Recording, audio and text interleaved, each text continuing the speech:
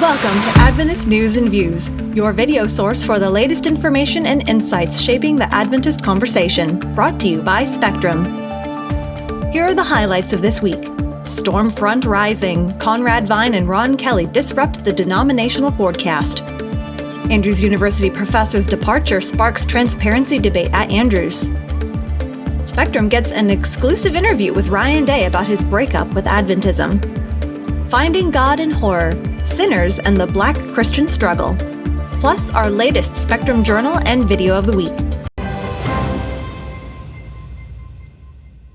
A storm is brewing in the Adventist Church. Former leaders Conrad Vine and Ron Kelly speak out against church leadership ahead of the 2025 General Conference session. Vine quit his position from Adventist Frontier Missions, and Kelly was fired by the Michigan Conference. Now both men are leading a growing movement of self-supporting ministries and breakaway congregations calling out doctrinal compromise, overreach on public health, and bureaucratic control. They're getting loud, and people are listening. Their sermons, live streams, and grassroots events are pushing for tithe redirection, local church independence, and saying no to globalist agendas. Their message is spreading fast, especially in places like Africa and Australia. Even some churches in the U.S. are openly siding with them. It's like history repeating itself, but this time, it might split the church right before the GC session. Next up, Desmond Murray, a longtime chemistry professor at Andrews University, is retiring. This is after he was put on administrative leave because of an internal investigation into claims of inappropriate conduct made by two female students. The complaints, which are about uncomfortable late-night messages and sketchy social media behavior, triggered the investigation over moral turpitude. AU confirmed Murray's leave, but it has stayed quiet on the details. This has now led to criticism over transparency, especially with recent similar administrative silences. Murray's exit is a part of a bigger trend of well-known faculty of color leaving the institution. This raises questions about AU culture, accountability, and how much they really care about student safety and diversity. The Adventist Church's 2025 annual statistical report shows a rise in global membership to nearly 23.7 million. The majority of this growth is in sub-Saharan Africa, South Asia, and Papua New Guinea. The East Central Africa Division led all regions with over 446,000 new members, and a massive baptismal campaign in PNG added over 200,000 members in a single year. On the flip side, growth in the Middle East North Africa region barely moved after decades of global mission work, and the Eurasia Division took a net loss, especially diminished by Ukraine membership being cut out after the 2022 invasion. The data shows big gaps between regions, making it a tough challenge for the church's global strategy. In an exclusive interview, Debbie Crozy sits down with former 3ABN evangelist Ryan Day to reflect on his journey in and out of the Adventist Church. Ryan was once fully committed to Adventism, but now he says that his beliefs don't match the church's teachings anymore, especially its focus on Ellen G. White, investigative judgment, and the remnant. He compared Adventism to Oneness Pentecostal faith, which was his childhood church. Ryan says that both groups had strict rules, acted like they had all the truth, and made people feel like they had to follow certain traditions to be saved. Even though he has left, Ryan is still grateful for what both faiths taught him. Pentecostalism gave him a strong sense of God's presence, and Adventism helped him understand Bible prophecy. But over time, he felt that the culture of control and the overuse of Ellen G. White's writings made it hard to ask honest questions and spiritually grow. Now Ryan studies the Bible on his own and jumps into small online groups. He is seeking a renewed understanding of God beyond denominational limits. In her take of Ryan Coogler's new movie, Sinners, Ezrika Bennett sees more than horror. She explores how the movie gives a powerful look into America's racial and religious history, especially how Christianity and Black oppression have been linked in the U.S. history. Set in Mississippi, the movie follows twin brothers fighting off vampires, but it's about more than that. It's a metaphor for how religion has been used to cover harm in the past and even today. Ezrika critiques how Christianity has been used to erase individuality, suppress the expression of Black culture, and make its violent past seem cleaner than it was. Ezrika argues that true healing begins with confession and acknowledgement. Ultimately, Sinners leads her to a more honest, liberating version of faith that honors resilience, identity, and the divine image in Black life. Be sure to check out these and other stories that are shaping the Adventist conversation on our website at spectrummagazine.org. Spectrum Journal Spotlight. Check out our latest journal pieces featuring in-depth analysis and thoughtful reflections on faith, theology, and contemporary issues. And finally, our video of the week features Dr. Terrie Dopp Aamodt's presentation at the 2025 Ellen G. White Issues Symposium, exploring how her travel writings shaped the final chapters of the Great Controversy. Ellen White faced a writing problem shared with few other authors. How would she lend a sense of immediacy and vivid pictorial description to events that had not yet occurred? Any author, even an inspired one, needs to draw on familiar language and images to communicate a vision of what lies ahead. Ellen White honed her descriptive writing skills in her accounts of her travels by wagon, horseback, train, and ship. Wielding her eye for detail and her talent for vivid narrative, she also researched information on the sites she visited and observed. The 19th century provided visual vocabularies more diverse than those found within the frame of a landscape painting or the stiff, formal contexts of studio photographs. Long before the medium of cinema developed, 19th century Romantic writers created narrative styles with cinematic qualities of continuous motion and dynamic visual interpretations and descriptions. 19th century culture also included panoramic paintings, some of which moved on rollers and were as long as a quarter of a mile, and elevated drawings providing bird's eye views witnessed firsthand by only a few brave balloon passengers. As White bisected the United States by rail, navigated the Rockies by wagon and horseback, steamed up the Pacific coast and through the Columbia Gorge, wore out the transcontinental train tracks in the United States, and threaded routes through the Swiss Alps, she enjoyed capturing those experiences visually for family and friends. Her written descriptions of these scenes were informal, but not casual. She clearly relished crafting them. She would apply these skills as she described the events leading up to Christ's second coming and what follows. Drawing on a lifetime of creating vivid description through pictorial writing in her memoirs and accounts of her travels, her knowledge of print reproductions in Bibles and other publications, and her views of art in person, White created graphic depictions of end-time events that resonate with 19th century literary and pictorial conventions and aesthetic standards. Her recreations of a spectacular Pacific storm or the dizzying views from alpine precipices evoked the power of the sublime as defined by Edmund Burke. And what topic could be more sublime than the approaching apocalypse? White refined and applied her descriptive writing skills to depictions of sights yet unseen in the final chapters of the Great Controversy. And I'm going to need a little coaching here. Oh, okay, here we go. I thought I was not understanding how this screen share works and accustomed to using a different platform. I think I'm good. Thank you. The aesthetic principles underlying 19th century visual culture were established by the conventions of literature and art, from John Milton to J.M.W. Turner and Frederick Church. These characteristics ultimately influenced the illustrated books and prints familiar to Ellen and James White. The ways that 19th century religious writers and artists described the vivid drama of the apocalypse or the beauties of the heavenly realm owed a great deal to certain aesthetic theorists. The British philosopher and politician Edmund Burke, in his 1757 treatise, A Philosophical Inquiry into the Origins of Our Ideas of the Sublime and Beautiful, sought to identify and describe two polar opposites in visual culture. Burke's rugged, fear-inspiring, highly masculinized sublime consists of, he said, whatever operates in a manner analogous to terror is the source of the sublime and is productive of the strongest emotion that the mind is capable of feeling. His less dramatic but prettier, highly feminized, beautiful, on the other hand, inspired love rather than terror. The beautiful is that quality in those bodies by which they cause love or some passion similar to it. In Burke's terms, the vast, great, rugged, negligent, dark, gloomy, bold, massive, built on pain, sublime, and the small, smooth, polished, light, delicate, founded on pleasure, beautiful, epitomize Ellen White's descriptions of the sublime apocalypse and the beautiful heavenly city in the closing chapters of The Great Controversy.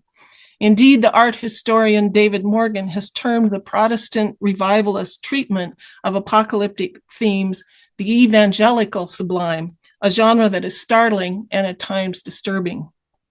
As Ellen White navigated these descriptions, she encountered the problem of creating a turbulent, violent end of the known world, more dramatic and memorable than the well-ordered prettiness of the holy city that emerges afterward. That was a familiar dilemma, one that poet William Blake articulated in his comments on Paradise Lost and the Marriage of Heaven and Hell. And Blake would go on to create numerous illustrations of Milton's poem and the book of Revelation. Pretty wild stuff. Seeking an intense experience of the sublime in his visual art. In the 19th century equivalent of IMAX cinematography, epic landscape painters such as J.M.W. Turner and John Martin sought to capture the sublime, catch in the throat impact of vertiginous precipices in the Alps or biblically described displays of God's wrath. In the United States, Frederick Church, Albert Bierstadt, Thomas Moran would seek similar effects via the American landscape. Theorists who followed in Burke's wake sought to define an aesthetic that would combine aspects of the sublime and the beautiful.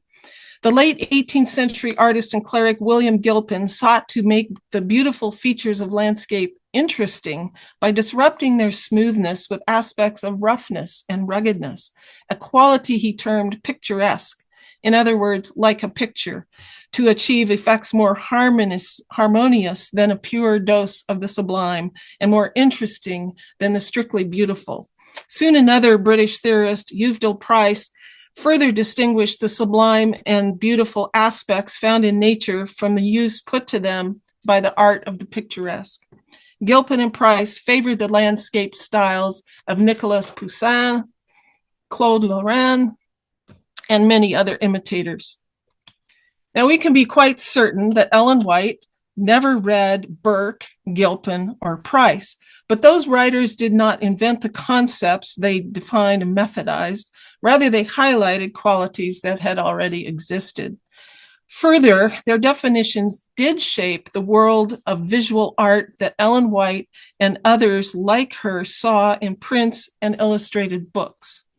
And they also influenced the vivid written travel narratives that she admired, copied, and eventually emulated. 19th century Bible illustrators sought to capture the intense imagery of the biblical text in folio-sized volumes, such as the Big Bible, published by Joseph Teal in 1822 and purchased by the Robert Harmon family, as described by Ronald Graybill. Teal's artists drew on a variety of well-known American-born and European painters and artists, and I'll just give you a couple of examples. Different artists, so there's no consistent style, in their engraved pictures for the Big Bible, lending immediacy to the historical events and prophecies described in the Bible. A few decades later, about mid-19th century, became a career for the French graphic designer Gustave Doré, whose Bible illustrations shaped the visual culture of mid-19th century Europeans and Americans as thoroughly as Uncle Arthur's The Bible Story has done more recently for generations of American Adventist children. And you can see quite a transformation in the style between the Teal Bible and the Doré Bible. Doré's style, in turn, made an impact on the religious illustrators who were employed to provide engravings for gift editions of Ellen White's books and other Adventist publications. Ellen White avidly read John Milton's Paradise Lost. We know some things about that from earlier today. And she paralleled his extra biblical narrations of certain events on heaven and earth before creation in some of her own writings. What one critic described as Milton's acute and sometimes astonishing images that grew out of his reading and imagination could apply to her writing as well. White was drawn to this vivid pictorialism and its nearly cinematic effects. She likely would not have read the poetry of Percy Shelley or Walt Whitman, surely infidel authors in her view, but their visual, even cinematic techniques, such as Shelley's description of the frantic autumnal west wind on whose stream, mid the sky's commotion, loose clouds like decaying leaves are shed, or the slow motion descent of the ice fields on Mont Blanc, the glaciers creep like snakes that watch their prey from their far fountains, slow rolling on. And Whitman's Yankee Clipper is under her 3 sky sails. She cuts the sparkle and scud. These kinds of techniques helped shape 19th century visual culture. At some point, Ellen White almost certainly heard renditions of the Battle Hymn of the Republic with its vivid visual images. I have seen him in the watchfires of 100 circling camps. I have read his righteous sentence by the dim and flaring lamps. These authors all sought to recreate panoramic scenes with immediacy and heightened realism. Ellen White was a very visually attuned person, and this characteristic was likely enhanced in the aftermath of her childhood injury, when for years she was unable to read for more than a few minutes at a time. She soaked in visual images, and she described them vividly. Her descriptions of her childhood teem with things she saw, such as the Aurora Borealis display that occurred a few months after her accident, and stained the night sky such a deep red it was almost felt rather than seen. When Eunice Harmon noticed the otherworldly red hue reflected in the snow, she picked up Ellen, now featherlight, and carried her to the window. The heavens were lighted up, the sky looked red and angry and seemed to open and shut, Ellen recalled. The snow looked like blood. The neighbors were much frightened. At peace with her soul, and apparently with nothing to look forward to in this life, Ellen had other thoughts. I was happy. I thought Jesus was coming, and I longed to see him. My heart was full. I clapped my hands for joy and thought my sufferings were ended. She was saddened the next morning to see an ordinary sight out the window. Around the time of her baptism into the Methodist faith in 1842, Ellen had 2 spiritually significant dreams with powerful visual images. In the first, a temple filled with worshipers collapsed and everything went dark, leaving her left alone in the silent horror of night. In the other, she was experiencing a spiritual mental block, believing that her heavenly Father was a stern authoritarian, even cruel. Then an angel guided her to see Jesus, who, laying his hand upon my head, said, "Fear not." Her angelic guide then handed her a green cord representing her faith, and she recalled the beauty and simplicity of trusting in God began to dawn upon my soul. These dreams gave her a visual vocabulary to describe her spiritual life, and although she would not have been familiar with the terminology, the visual images from these 2 events had elements of the sublime and beautiful. Ellen White employed visual images in her travel narratives that featured her relish for detail. When Ellen and James discovered the mountain scenery of Colorado in 1872, she developed new imagery that soared beyond whatever heights New England and Michigan might have offered. Such a scene I had never looked upon before, White commented. Snow lying on top of the mountains, bordered with green as they approached Denver.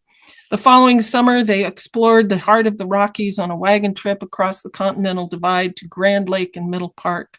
We could trace the wonders of God's works in the grand towering mountains and abrupt rocks, in the beautiful plains and in the groves of pines.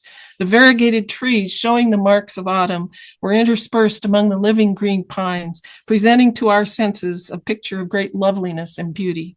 This scene, with its sublime and beautiful elements, qualified as picturesque. White also found spiritual lessons in natural settings close to home. On the last day of May 1877, a Thursday, patients in the Battle Creek Sanitarium were taken to a picnic on the shores of nearby Gogwak Lake, and Ellen White was invited to speak to the gathering. She later recalled a scene that could have come straight from Burke's definition of the beautiful. It was one of the fairest days of early summer, she reported to Edson and Emma. The blue waters spread out like a mirror under the sunlight, while the groves skirting the lake were reflected upon its placid surface. The people gathered upon the green turf beneath those lofty forest trees and listened attentively while I sought to lead their minds from nature up to nature's God. White connected the springtime flowers with their varied, delicate hints to the great master artist. She referenced gospel descriptions of the words of Christ upon the lakeside, in the groves, and on the mountains, and the lessons they taught him should be repeated to us by the familiar objects of nature that surround us. Her words on that occasion anticipated the opening lines of her spiritual classic, Steps to Christ, that she would publish 15 years later. As skilled as she was describing a peaceful, beautiful scene, White did not shy away from depicting her personal excursions into the sublime. In 1878, she boarded the steamer Oregon in San Francisco Bay on a breezy day in June. After threading through the Golden Gate, the Oregon encountered a howling northerly wind on the open Pacific. The ship creaked and rolled as it turned to starboard to head north and slammed into the heavy oncoming waves, sending sheets of water over the few hardy souls shivering on deck. One by one, the passengers crept below decks, fearing for their lives one minute and hoping for oblivion the next, overcome by seasickness. Soon the only passenger above decks was 50-year-old Ellen White. She stayed above and watched the waves because she did not want to go below and get seasick, and it was less frightening to watch the waves than it was to lie below, imagining what they looked like. She later recalled, I watched the clouded sky, the rushing waves leaping mountain high, and the spray reflecting the colors of the rainbow. The sight was fearfully grand, and I was filled with awe while contemplating the mysteries of the deep. It is terrible in its wrath. There is a fearful beauty in the lifting up of its proud waves and roaring and then falling back in mournful sobs.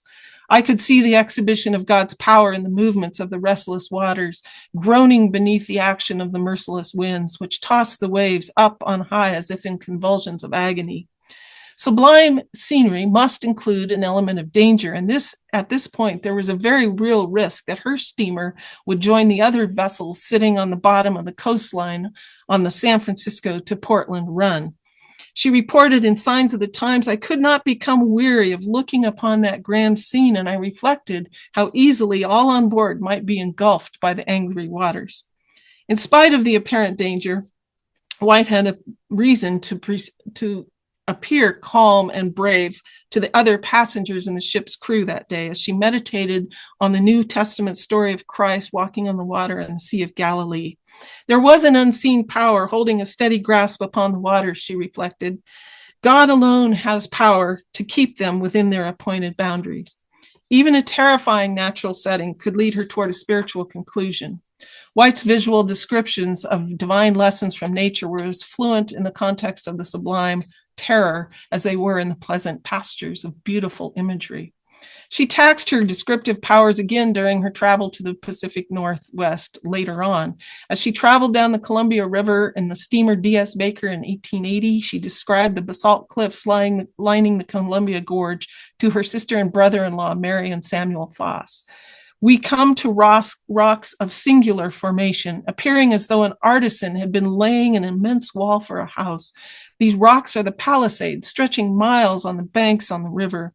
After the boat stopped to take on 4,000 pounds of wool, she described a picturesque scene which included another feature of rocks, looking altogether grand and solemn as though it was the ruins of an old city. 4 years later, she described for Uriah Smith her visit to the Multnomah Falls in the lower Columbia Gorge. I undertook to go, and I would not go back. It was very steep. There would be steps made, then quite a zigzag, then more steps. This was repeated many times until we stood upon a bridge over a chasm above the first falls.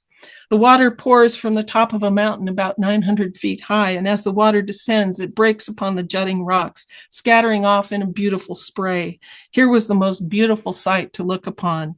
This experience took her to the Christian sublime, a common thread in 19th century art.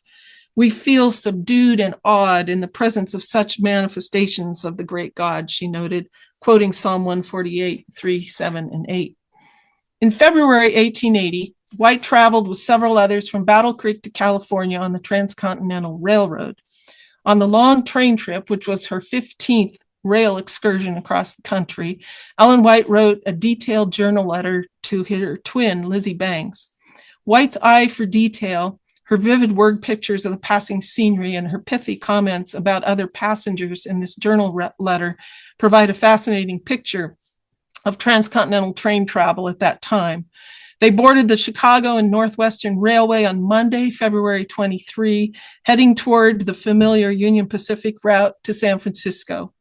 By late Tuesday, the group arrived at the jumping off point at Council Bluffs, Iowa, and on Wednesday, they traveled on to Omaha, where they boarded the Union Pacific train bound for the West Coast. In Omaha, the travelers climbed aboard an uncrowded Palace sleeper car. Thursday morning, inspired by the railroad guidebook she was reading and drawing from as she wrote to Lizzie, White gave many details about the railroad grade and elevation gains as the train chugged up the Laramie grade with the diamond peaks of the Medicine Bow Range visible in the distance. The two engines puff and blow as if requiring a powerful effort to breathe, then descended toward Dale Creek Bridge, she reported, quoting the guidebook. It looks frail, as if incapable of sustaining the ponderous train, but it is built of iron and very substantial. The passengers looked down on the valley below, where settlements looked like pigeon houses. As the sable curtains of Thursday night drew around the train, the berths were prepared for sleeping. Unfortunately, a strong headwind forced the smoke and coal gas from the car's heating stove into every opening and crevice in the car. I slept but awoke with a suffocating scream. I found myself laboring hard for breath, and the coal gas was so stifling I could not sleep for hours, dared not sleep. This was the most disagreeable night that I had on the journey. On Friday, as the train approached Ogden, Utah, they passed the Green River, Wyoming, where a museum had preserved local curiosities, including specimens of fossils, petrifications, moss agates, petrified shells, and wood. Continuing to draw on her guidebook's visual descriptions, White reported that nearby stood a high projecting rock in appearance like a tower and twin rocks of gigantic proportions. The appearance of these rocks is as if some great temples once stood here and their massive pillars were left standing as witness of their former greatness. This guidebook writer was well practiced in picturesque descriptions. When the Adventist party reached Ogden Friday evening, they were quickly seated on the sleeping car headed for San Francisco. Slumber was elusive, though, as the light of a full moon shone over the landscape while they chugged across Utah. The sights only became more spectacular on Saturday evening when they crossed the California state line and traversed the Sierra Nevada. The wintry scene in the Sierra Nevadas, viewed by the light of the moon, is grand, White told Lizzie. We look 2,000 feet below, the soft light of the moon shining upon mountain heights, revealing the grand pines and lighting up the canyons. We prefer to enjoy this grand sight rather than to sleep. On Sunday morning, White noted they had traveled out of the winter of the Sierra Nevadas and of the Michigan landscape they had left behind into summer. They found themselves in a beautiful landscape. Although a plain people in almost every way, Seventh-day Adventists had always cherished vivid pictorial descriptions of their teachings, creating their own version of the Millerite prophetic chart in 1850. In 1863, James White published an updated prophetic chart and introduced a second print, The Law of God, depicting the Ten Commandments. The Millerite and Adventist prophetic charts were intended for use in public meetings. They might have been conversation pieces hanging on the walls of Adventist homes, but they were not intended for decorative residential display. During the second half of the 19th century, middle-class American households obtained and proudly hung prints of pictorial scenes on their parlor walls, many of them crafted by the well-known lithographers Nathaniel Currier and John Marriott Ives.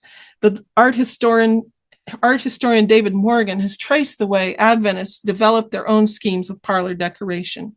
As Adventists became prosperous enough to adorn their homes with pictures, they began to consider how they might share their faith by depicting their beliefs in a unified pictorial composition, very different in character from the columns of individual images on the prophetic charts.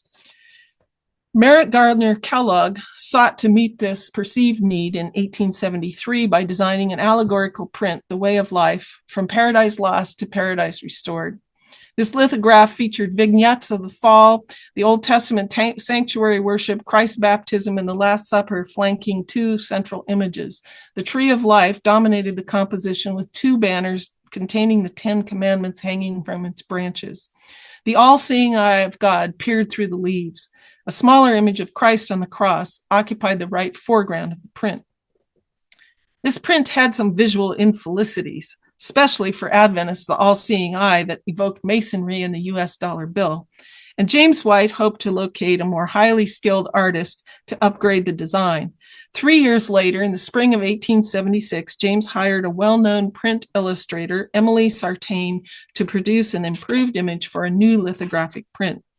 That summer, in July, the latter part of July, James and Ellen White had the opportunity for a significant encounter with European and American fine art at the Columbia International Exposition in Philadelphia. Sorry, the Centennial International Exposition. That was a slip of the tongue. Where they spent several days viewing the vast exhibition buildings in Fairmount Park. John Sartain, a leading American printmaker and the director of the exposition's Bureau of Art, and the father of Emily Sartain, assembled an enormous collection of loaned American masterpieces and European art from the collections of wealthy patrons and placed them from floor to ceiling in the memorial building. Since there were almost no public art galleries in the United States in 1876, most of the exposition's 10 million visitors had never seen collections of paintings before, and their closest encounters would have been the black and white print replicas designed by engravers such as Sartain and sold as individual prints or included in books and Bibles. Although the Whites provided few details of what they saw at the exposition, they likely viewed a monumental painting of their beloved Rocky Mountains, Mountain of the Holy Cross, by Thomas Moran, who was then the leading landscape painter and a native in America and a native of Philadelphia. This work by Moran had an overtly religious theme, as the mountain's natural creases formed a white cross when snow levels cooperated. It exemplified the evangelical sublime. In the same room with Moran's painting was a 15 by 30 foot panorama, just an enormous canvas, The Battle of Gettysburg by Peter Rothermel. Also near Memorial Hall, they could have viewed the monumental 20,000 square foot cyclorama, the largest oil painting ever exhibited up to that time, The Siege of Paris. The 1876 print that James White had commissioned from Emily Sartain, and this time with the advice of John Harvey Kellogg, had better pictorial coherence than Merritt Kellogg's older version and omitted the all-seeing eye. If Emily Sartain's print caught on with enough Adventists and other Christians to become a bestseller, it would enhance the church's publishing coffers handsomely. Ellen, who had discussed James' pet idea with him many times, also approved. The Way of Life is to be revised and improved in every way, she noted to Edson and Emma in July. Soon, however, James came to understand that the print's design, theology, and profitability could be enhanced even more.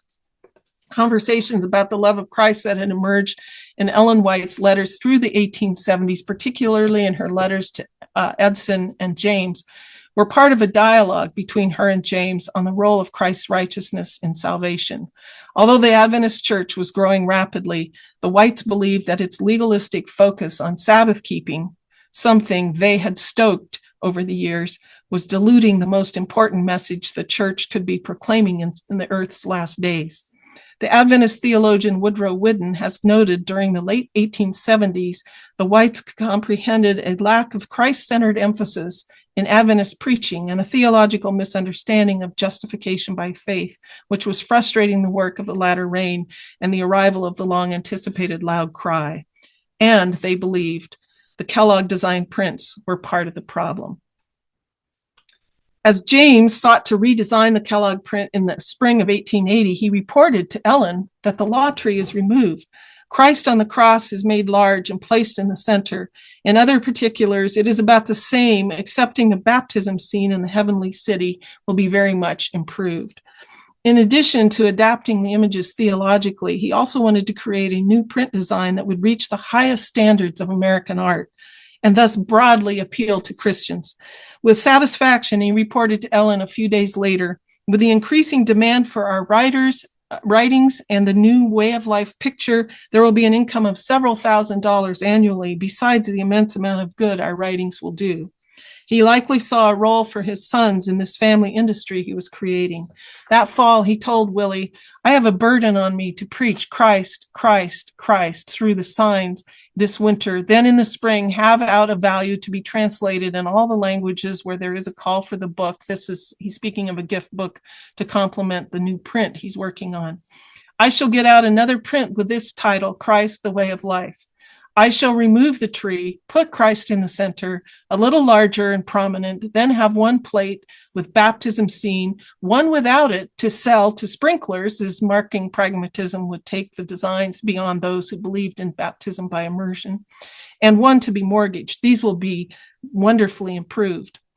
In January 1881, James began looking for the best artists he could find to draw his concept for engraving. He engaged the landscape painter Thomas Moran, meeting with him in New York, and Moran was an accomplished printmaker with a track record of creating effective religious images. Moran created the original image. An engraver prepared the printing plate. Sadly, the Moran print was not published before James died in August 1881. 2 years later, Ellen had it copyrighted and printed, and its contrast with its predecessors is both visually and theologically remarkable. Soon after The Third Way of Life was published in 1883, Ellen White left the United States for 2 years in Europe. Among many other things, this traveling was a gathering period for her third expansion of the Great Controversy narrative, completed in 1888. She collected historical sources, visited Reformation historical sites, and witnessed the most sublime images she encountered during her lifetime outside of her visions. In 1886, she and 3 others traveled by carriage through the Swiss Alps on roads that she said cannot be excelled, and she should have been one to know. The crushed stone roads were white as limestone and as level as the floor. But much more impressive were the rugged mountain peaks, a sight that constituted a J.M.W. Turner painting and a John Martin painting all rolled into one. Viewing the Alps made White think of creation, the entrance of sin, the flood, and the second coming. The scenery formed an allegory of her Christian faith, and the images were straight from the sublime. And I'll be quoting from a manuscript she wrote in 1886 during her travels. "The scenery through which we passed was altogether too majestic, too awfully grand to give anything like a description that can compare to the scenery as it really is. The battlements of rocks, the time-worn rocky walls that have stood since the flood, washed with the mountain torrents, stand out smooth as if polished, while rocks diverse from these in shape are seen in regular layers as if art had fashioned them. This scenery far exceeds anything we there witnessed in Colorado, and it carries one back to the period when the waters rose to the highest points of land and the unbelieving antediluvians perished for their great wickedness in the waters of the flood. And then I looked forward to the prospect of the day of the Lord's coming, cruel both with wrath and fierce anger, to lay the land desolate and destroy the sinners thereof out of it. The mountains shake and tremble before the tread of the Lord's hosts. Before the glory of him is to reign, the mountains will tremble and bow, the rocks will be removed out of their place, for once more the Lord will shake not alone the earth, but the heavens also." Ellen White was primed to write the great controversy between Christ and Satan. Like her Millerite forebears, Ellen White saw the second coming in terms that evoked awe. As David Morgan has described it, the awful power of the sublime condemned and assaulted Miller with powerlessness and death. Fear of the end time, however, could be tempered by a counterpoint to frightening images and thoughts. Morgan further notes that the beauty of scriptural prophecy and evangelical surrender to Jesus rescued him from despair. And I will share with you, as I go through these final paragraphs, a few images from the 1888 Great Controversy, the illustrated version. This one was very sublime. It's historical events leading up to the end of time from the chapter, The Impending Conflict. In 1888, Ellen White tapped into that dynamic in her descriptions of the end of time and heaven. But for her, only the wicked would experience the fearful sublime at the impending return of Christ. And here's the illustration for that section. It is at midnight that God manifests his power for the deliverance of his people. The sun appears, shining in its strength. The wicked look with terror and amazement, while the righteous behold with solemn joy. Everything in nature seems turned out of its course. The streams cease to flow. Dark, heavy clouds come and clash against each other. In one clear space of indescribable glory comes the voice of God like the sound of many waters saying, "It is done." While White shared Miller's understanding that end-time prophecies tended to induce fear, her deflection of those fears onto the wicked created a safe space for the faithful to imagine these future scenes vividly but out of harm's way. Containing their fears in this way would enable Adventists to maintain the dynamic tension between rationalism and emotionalism described by the Adventist historian George Knight in Millennial Fever and the End of the World. Like Miller, White also balanced her descriptions of the terrifying context of the end of time by appealing to readers' sense of the beautiful when she described heaven in vivid pictorial terms. She was drawn to natural beauty during her travels through Colorado, the Northwest, Switzerland, and Northern Italy. Her diaries and letters describing her surroundings are specific and detailed, and she painted these word pictures with skill and pure enjoyment. This aptitude is also apparent in her descriptions of heavenly visions. In her first vision, which occurred in December 1844, she experienced the second advent and walked through heaven with Jesus to a table of pure silver, many miles in length, filled with the fruit of the tree of life and many other kinds of fruits. Ellen Harmon asked Jesus if she could have some. He said, "Not now. Those who eat of the fruit of this land go back to earth no more. But," he continued, "in a little while, if faithful, you shall both eat of the fruit of the tree of life and drink of the water of the fountain. In the meantime," he told her, "you must go back to the earth again and relate to others what I have revealed to you." An angel brought her back down to this dark world. After this vision, Ellen Harmon could not see the world as others saw it. Her terrestrial surroundings would never seem as beautiful as they had before her vision. "Sometimes I think I cannot stay here any longer. All things of earth look so dreary," she wrote about a year later. "I feel very lonely here, for I've seen a better land." More than 4 decades later, Ellen White described the descent of the holy city to the new earth in visual terms and near the end of the Great Controversy. The tree of life yields its fruit every month. There are ever-flowing streams, clear as crystal. There are the wide-spreading plains, swell into hills of beauty, and the mountains of God rear their lofty summits. Beside these living streams, God's people, so long pilgrims and wanderers, shall find a home. Her descriptions appeal both to her readers' sense of beauty and to their emotions. Driven by her sense of homesickness for what she had just seen, her written accounts strive to make the visual beauty of heaven and its emotional drawing power as real for her readers as it was for her. Thank you. That's it for this week in Adventist News and Views. Subscribe for more stories that matter to the Adventist community, and let's keep the conversation going.